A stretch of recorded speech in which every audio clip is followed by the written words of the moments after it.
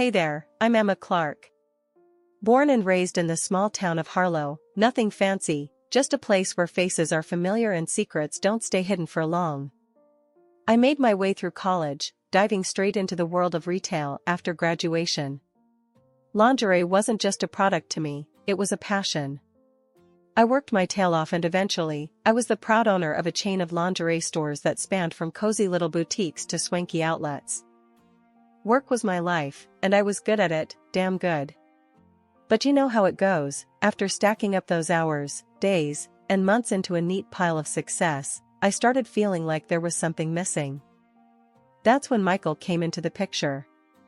It was just a ping on my phone at first, a friend request from a guy with a sharp suit and sharper eyes, judging from his profile picture. I didn't know him, but a quick peek through his profile showed a man who seemed to have it all together, a lawyer, which explained the fancy suit.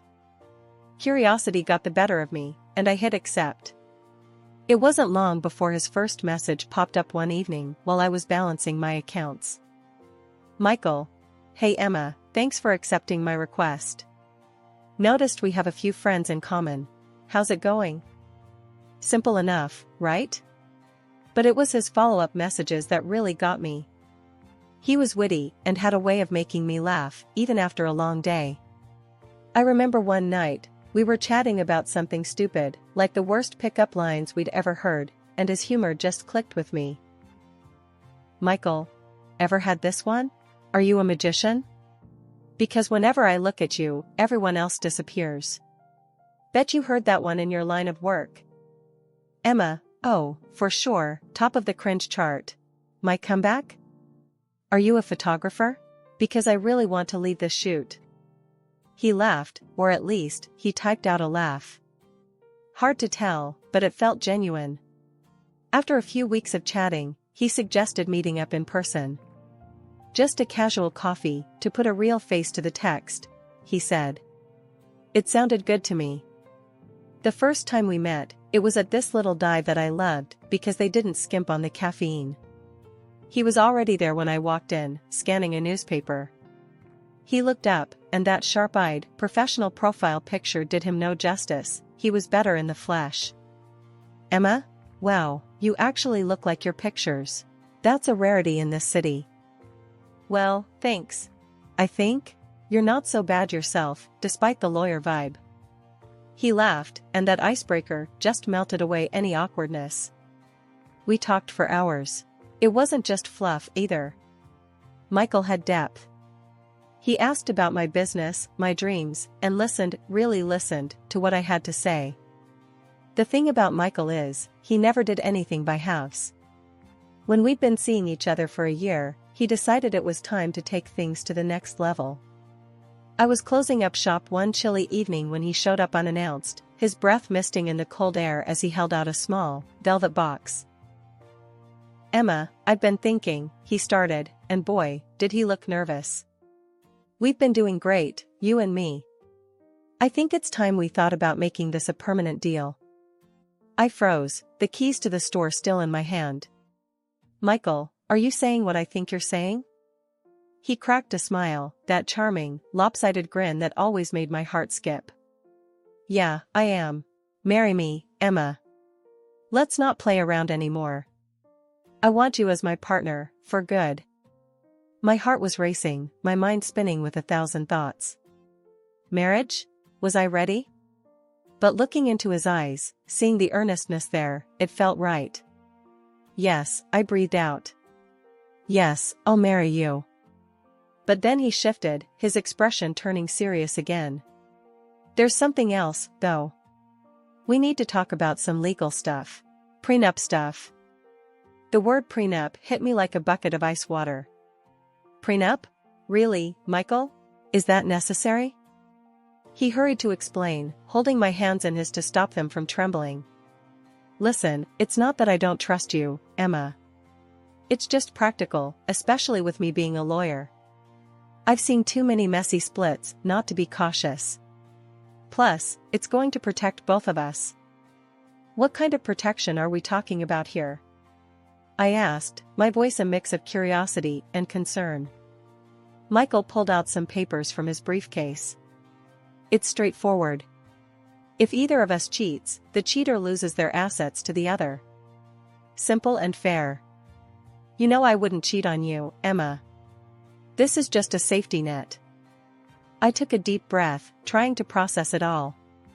The romantic proposal now tangled up with talk of cheating and assets. It wasn't how I pictured my engagement. But then, life with Michael wasn't ordinary, and maybe this was just another part of that. I looked down at the papers, then back at his face, reading the sincerity there. Alright, I'll think about it. But let me be clear, Michael, I'm not planning to ever give you a reason to use this against me. That's all I'm asking for, he replied, relief washing over his face. We went out to celebrate that night, and despite the weird mix of emotions, the evening was perfect. The restaurant was cozy, the food delicious, and Michael was attentive, making me laugh and forget about the legalities for a few hours. Later, as we walked back to the car under the stars, Michael stopped and pulled me close. You know I love you, right?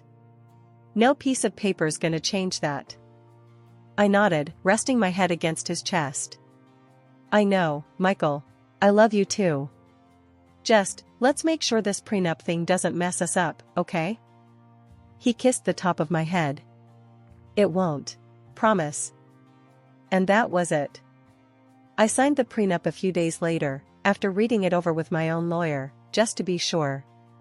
It felt weird, signing a document that talked about the end of a marriage when ours hadn't even begun. But love's a gamble, and I was all in. I just hoped my bet on Michael was the right one. We were the couple everyone envied, always laughing and whispering to each other at parties. But a few months in, things started to change. It wasn't something I could put my finger on right away, just a chill that settled over us slowly. The real trouble started a few weeks later. We were out shopping, and I was looking for some new scents in a perfume shop. I chatted with the sales guy, just casual talk about fragrances. When we left the store, Michael was fuming. Who was that? He barked as soon as we were clear of the crowded mall. I was taken aback. The sales guy? I was just asking him about the perfumes. Why? Seemed like you were really into him, Michael shot back, his eyes hard. Are you serious right now? I stopped walking, staring at him in disbelief. I was talking about perfumes, Michael. What's gotten into you? He scoffed, shaking his head as he started walking again. Nothing. Forget it. Let's just go home. But it didn't stop there. It got worse. Anytime I talked to a man, Michael would sulk or make snide comments. He became colder at home, too, retreating behind his laptop or phone, leaving me to eat dinner alone most nights. One evening, I decided to confront him. I couldn't stand the icy atmosphere anymore. I found him in his study, staring blankly at a spreadsheet. Michael, we need to talk, I said, standing in the doorway. He didn't look up. About? About us. About how you've been acting lately. I walked over and closed the laptop in front of him. You've been distant, and any time I interact with another guy, you act like I've committed some crime. He rubbed his temples, sighing heavily. Emma, you don't understand the pressure I'm under at work. And when I see you, laughing and chatting with other men, it gets to me, okay? And sometimes, I feel like you don't respect our relationship enough to keep your distance. We stared at each other, the air thick with unsaid things, and the echo of our raised voices. But then, something new stirred the pot. Rumors from friends started trickling in, saying Michael had been telling people I was a flirt, chatting up other men whenever he turned his back. I couldn't believe it. You've been talking about me behind my back? Telling people I flirt with other guys? Look, Emma, it's not like that. I might have said something here or there, but it's only because I see how they look at you, how you. Stop. I cut him off, my anger peaking. I don't believe this. You have no right to spread lies about me. You're supposed to be my partner, Michael, not my biggest critic. After that last big fight, things between Michael and me cooled off a bit. One morning, I found a note from Michael on the kitchen counter. His handwriting, usually so precise, looked rushed this time. I picked it up, my heart pounding a little harder than usual. Emma, let's try to start over. Meet me at the Grandview Hotel, room 204, at 8 p.m. tonight. Let's put the past behind us and move forward. M. I stared at the note for a long minute. This was unexpected. Maybe this was his way of reaching out, trying to mend things. I decided to go, hope fluttering in my chest like a fragile bird. The day dragged by. Work was a blur. I couldn't focus on the customer orders or the inventory. My mind kept drifting back to the note, to what the evening might bring. Could we really start over? By the time I shut the shop and headed to the hotel, I was a bundle of nerves. When I arrived at the Grandview, my palms were sweaty. I checked my reflection in the car mirror, fixed my hair, dabbed on a bit of lipstick. Not too much. I didn't want to look like I was trying too hard. Room 204 was on the second floor. The hallway was quiet, just the soft hum of the air conditioning. I knocked. No answer. I knocked again, then, with a hesitant hand, turned the doorknob. It was open. The room was dimly lit by a bedside lamp, casting long shadows across the bed. There was an open bottle of wine on the table, 2 glasses beside it, and a small plate of fruit slices. But no Michael. Michael? I called out, stepping inside, letting the door click shut behind me. Are you here? Silence. Just the soft whir of the air conditioner. I thought about leaving, but then I decided to wait. I poured myself a glass of wine, the red liquid swirling in the glass. Just one glass, I muttered to myself, to calm the nerves. I took a sip, the wine rich and a little too sweet. I sat down on the edge of the bed, my mind racing. The wine was starting to make my head a bit fuzzy, or was it my nerves? I lay back, just to rest my eyes for a moment. The room spun gently, and then everything went black.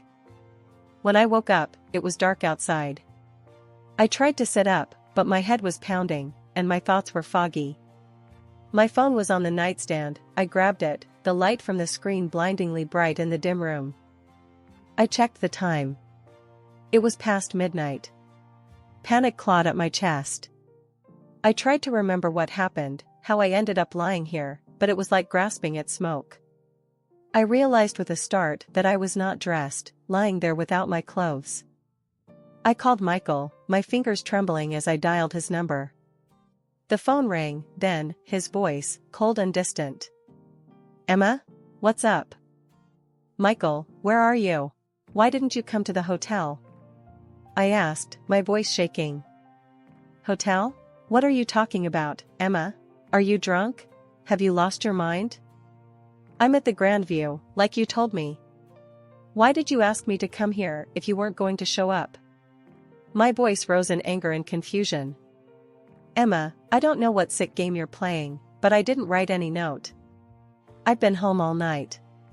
You're out of control, running around with your lovers. I even thought about calling the police. Driving home from that disastrous night at the hotel, my mind was in turmoil. Michael's cold, dismissive voice on the phone replayed over and over in my head. What was happening? It felt like I was being sucked into a nightmare I couldn't wake up from. As I pulled into the driveway, the familiar sight of our home brought no comfort, only a knot of dread in my stomach. I stepped inside, and the tension hit me like a wave. Michael was pacing the living room, his face twisted in anger. As soon as he saw me, he exploded. There you are. The wandering wife returns, he yelled, his voice dripping with scorn. Michael, please, we need to talk. Something very wrong happened tonight. I pleaded, my voice shaky but desperate to make him understand. But he wasn't listening. Instead, he slammed a stack of photos on the table. Explain these then, he shouted. I picked up the photos, my hands trembling. They showed me in a hotel room, in bed with a man I had never seen before. My heart sank. Michael, I don't know who this is. I swear, I've never seen this man before. Something happened to me tonight, something I can't explain. He laughed, a harsh, mocking sound that sent shivers down my spine. A monstrous mistake? Or just your monstrous behavior? Marrying you was the real mistake. I felt tears prick my eyes, but I fought them back, needing to stay strong, to stay clear-headed. I didn't do this, Michael. You have to believe me. But he wasn't done. Believe you? Why should I? You're a liar and a cheat. And I'll make sure you don't get a cent from me. I'm going to court, and I will take everything from you, as per our agreement. He spat out before grabbing his suitcase, already packed, and heading for the door. With a final glare, he slammed the door behind him, leaving me alone in the echoing silence of the house. I collapsed on the couch, my body shaking. The pain in my head was relentless, throbbing with an intensity that made it hard to think. But it was more than just a headache, it felt like my brain was foggy, my memories of the night blurred and inconsistent. That's when it hit me, the wine. I had only one glass, but the dizziness and the blackout didn't make sense. It was too extreme, too sudden. I grabbed my phone and dialed my friend Lisa, a nurse, hoping she could shed some light on my symptoms. Lisa, something's not right. I had a glass of wine, and then everything went black. I woke up hours later, and now Michael has these photos. It doesn't add up, I explained hurriedly, my words tumbling out. There was a pause on the other end as Lisa digested my words. Emma, it sounds like you might have been drugged. You need to get to a hospital or a lab and get tested right now. Tell them what happened, especially about the wine and your symptoms. The drive to the lab was a blur, my thoughts racing as I tried to piece everything together. At the lab, I explained the situation to the technician, who nodded solemnly and took several vials of blood. A couple of days after my visit to the hotel, a letter arrived with a heavy thud on my doorstep. It was from Michael. My hand shook as I tore it open, my worst fears confirmed in the cold, formal language of the legal notice. Michael was suing me for infidelity, aiming to strip me of everything I owned based on our prenuptial agreement. The trial was set for a month from now. I called my lawyer, Paul, immediately. His voice was a small comfort amid the chaos. Emma, come to my office. We need to strategize. I drove to Paul's office, my mind racing with every possible scenario except the one where I came out unscathed. As I pulled into the parking lot, my eyes caught a familiar figure, Michael, walking alongside a young man, the same one from the photos he had used to frame me. Without thinking, I reached for my phone and started recording. I caught them exchanging an envelope, the young man tucking it quickly into his jacket. My heart pounded as I realized the significance of what I might have just captured. At Paul's office, I showed him the video. His eyebrows shot up as he watched the exchange. This is good, Emma. It's very suspicious. I think it's time we brought in a private investigator. Paul's friend, a seasoned private investigator named Jack, took the case. He moved quickly, tailing the young actor and digging into his background. A few days later, Jack called us into the office with news. I've spoken to the kid, Jack started, his expression serious. He's a bit of an actor, down on his luck. Said your husband hired him to play a part. The part? Your lover. He also confessed that your husband planned everything, even the drugged wine. As we were talking, my phone pinged with an email, my blood test results. I opened the attachment, my breath catching as I read the findings. Positive for a potent sedative, just as Jack had said. I passed my phone to Paul, who read the results and looked up, his eyes hardening with resolve. This is it, Emma. This is what we need. With this evidence, we can not only defend you, but also turn the tables on Michael. Paul advised keeping everything under wraps until the court date. Let's not tip him off. We'll hit him with this in court, give him the surprise of his life. A week had passed since the hotel debacle, and I was back in the familiar confines of my lingerie store, trying to keep my mind off the upcoming court date. It was a regular afternoon until Michael walked in, a woman on his arm. Emma, meet Lila, my bride-to-be, he announced with a pride that didn't quite reach his eyes. Lila looked young, too young perhaps to understand the type of man she was dealing with. She glanced at me with a mixture of curiosity and judgment. Michael wasted no time stirring up trouble. "Take a good look around, Emma. Soon enough, all this will be mine." His arm swept across the expanse of my store with theatrical grandeur, a smirk playing on his lips. Lila's eyes followed his gesture, her look hardening with more conviction. I wanted to reach out, to warn her, but I remembered Paul's strict instructions to keep quiet until the hearing.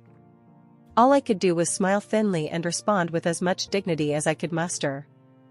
"We'll see what the judge has to say about that, Michael." The day of the court session arrived all too quickly. The courtroom was austere, the air thick with anticipation. Michael, ever the lawyer, chose to represent himself. He stood, adjusting his tie, a clear show of self-assurance as he prepared to deliver his opening statement. "Ladies and gentlemen," Michael began, his voice steady and clear, "today you will see the true colors of a woman who not only broke the vows of marriage but sought to destroy the sanctity of our home with her deceit. As you will see from these photos," he continued, gesturing to the evidence displayed on the screen behind him, "my wife, Emma, was not the faithful partner she promised to be." The photos from the hotel room flashed up, eliciting murmurs from the courtroom. For months, I lived in torment, suspecting her infidelities. And finally, as these pictures show, my worst fears were confirmed. He paused, letting the weight of his words sink. He walked closer to where I sat, his eyes locked on mine. "Emma here would have you believe she's a victim, an innocent caught in circumstances beyond her control." His tone was scathing, his words rehearsed, but effective. "But I tell you, she is not a victim. She is a perpetrator, a destroyer of our union." As he spoke, I could see the calculated pauses, the measured glances at the judge, the way he laid out each sentence with the precision of a seasoned attorney. "The evidence is clear, undeniable. Emma's actions have caused irreparable damage, not just to our marriage but to the very fabric of trust that binds any relationship," Michael concluded, his speech crescendoing in a dramatic plea for justice. My lawyer, Paul, had a calm demeanor as he rose to address the court, his briefcase full of the evidence that would clear my name. "Your Honor," Paul began, his voice steady and commanding. "Today, we not only defend Emma Clark's honor but also reveal a pattern of deceit perpetrated by her husband, Michael Clark." He motioned to the back of the courtroom, and the actor who Michael had hired walked in, his presence causing a stir among the spectators. Paul asked him to share his involvement, and the young man looked nervously around before speaking. "I was hired to act a part, I thought it was just a prank," he admitted, his voice shaky. "I didn't realize the seriousness of what was being orchestrated." Paul nodded gravely, then presented the blood test results to the court. These results show that Emma was incapacitated against her will, drugged by substances she had no knowledge of consuming. The courtroom murmured as the implications sank in. "Furthermore," Paul continued, his tone hardening, "this is not the first time Mr. Clark has employed such tactics." He laid out evidence of Michael's previous marriages, detailing how similar patterns had led to his unjust enrichment at the expense of his former wives. As Paul concluded his arguments, the weight of the evidence was palpable. "We ask not only for the dismissal of the fraudulent claims made against Emma, but also for just compensation for the ordeal she has endured." The judge nodded, taking in everything before delivering her verdict. "After careful consideration of the evidence presented, I find in favor of Emma Clark. The prenuptial agreement is hereby annulled." Relief washed over me, tears pricking my eyes, not just from the victory but from the vindication. "Furthermore," the judge added, "the court awards Mrs. Clark damages in the amount of $400,000. Michael's face was ashen, his future crumbled before him. His fiancée, present in the courtroom, hurried out, only to return briefly to whisper a thank you to me for exposing the truth before leaving him for good. The news of the trial spread like wildfire, the details sensational enough to hit the headlines. Michael's professional reputation was irrevocably damaged, he was stripped of his license to practice law. The revelation prompted his ex-wives to file lawsuits against him, uncovering a trail of deceit that left him financially and socially bankrupt. As I closed up shop one evening, the glow of the sunset casting long shadows on the floor, I reflected on the journey. The battle had been hard-fought, marked by moments of despair and indignity, but ultimately, it was a testament to resilience and justice.